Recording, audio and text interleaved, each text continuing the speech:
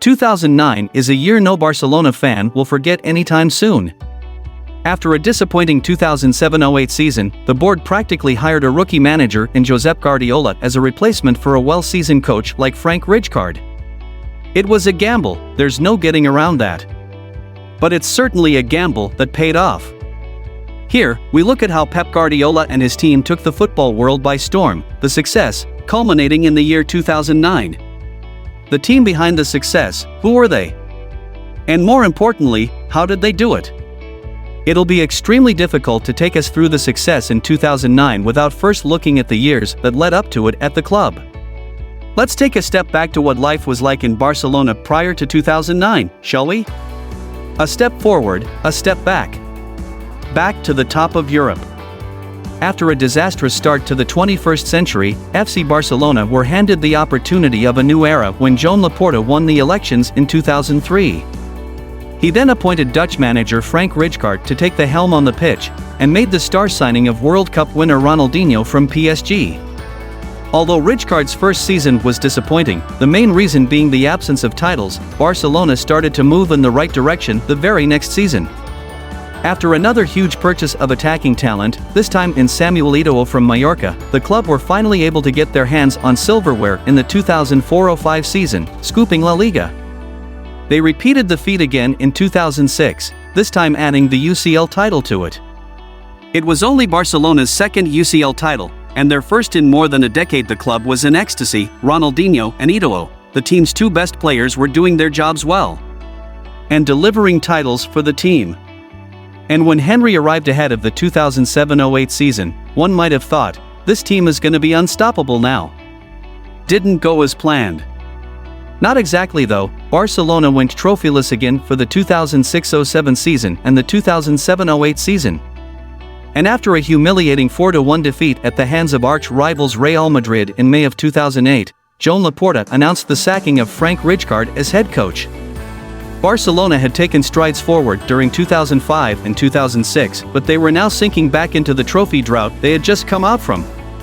Ronaldinho was no longer in his prime. You could say the same for both Eto'o and Henry. The team was in need of renovation.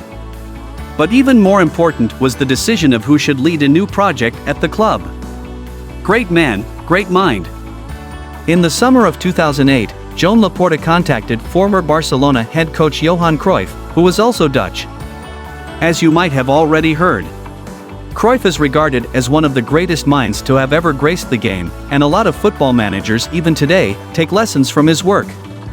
As you would imagine, Cruyff was, at the time, Barcelona's most successful manager, winning 11 titles during his 8 years as manager in Catalonia, including leading his famous dream team to glory in the 1992 European Cup. This was the man whom Joan Laporta now turned to help and turn the situation at the club around. For family reasons, Cruyff was unable to return to his previous role as manager. Laporta was willing to appoint another manager with pedigree. One of them was someone who had served at Barcelona before as an assistant manager, José Mourinho. Another, who was reportedly his first choice, was Michael Laudrup, a manager with a free-flowing system of play, something those in Barca like. He had even resigned from his job at Getafe only weeks before Laporta announced a new manager. But after consultation with Cruyff himself, Laporta opted to make the shocking decision of appointing then Barca B manager, Pep Guardiola, as first-team coach. It was a surprise to the world of football, and a lot of pundits tipped him to capitulate woefully, largely because of his lack of experience. A clean sweep. A new era begins.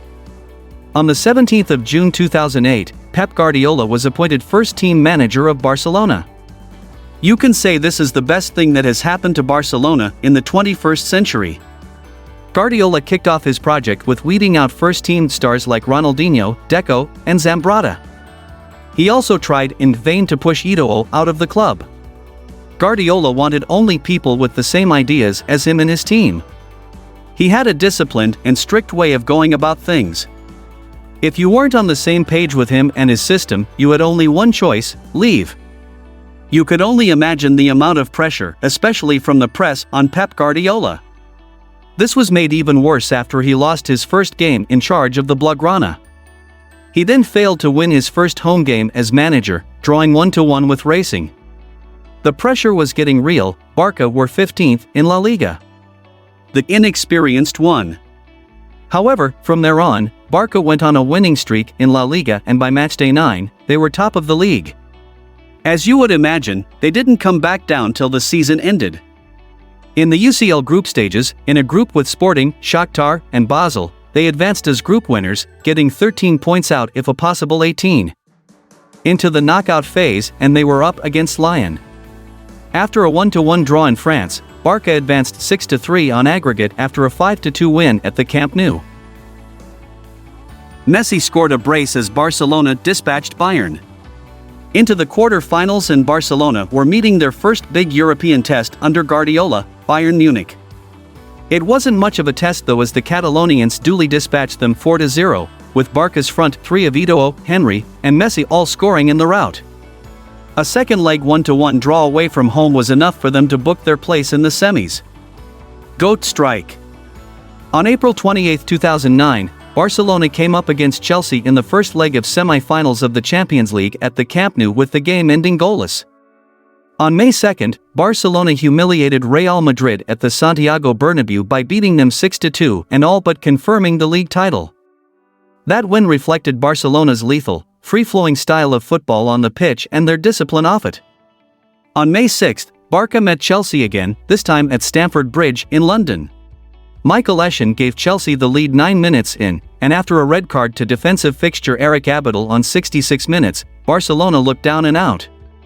In the third minute of added time, however, Andrés Iniesta pulled up with one of the most iconic UCL goals to draw the highly controversial game level and give Barcelona a victory in the tie on away goals. On May 13, Barcelona won Athletic Bilbao 4-1 in the Copa del Rey final to clinch their second title of the year. Perfection in Rome. On May 27, Barcelona faced off against Manchester United in Rome in the Champions League final. United had an unbeaten run in the competition stretching back to the previous season when they won it. However, an early goal from Samuel Eto'o and a late one from Lionel Messi saw the Spanish giants crowned champions of Europe for a third time in their history. The treble was complete. A rare feat. The work rate of this team was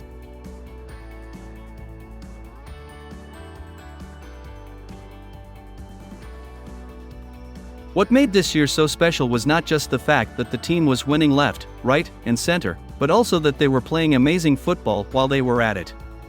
Guardiola finally got the best out of Messi, as he was Barcelona's top scorer for the season, and got both Eto'o and Henry to deliver stellar seasons for the Blaugrana. At the heart of it, Xavi and Iniesta were running circles around opposition's midfields, supported by a base of either Busquets or Yaya Touré, who were both excellent. And the defense, marshaled by captain Carlos Puyol, was almost always reliable.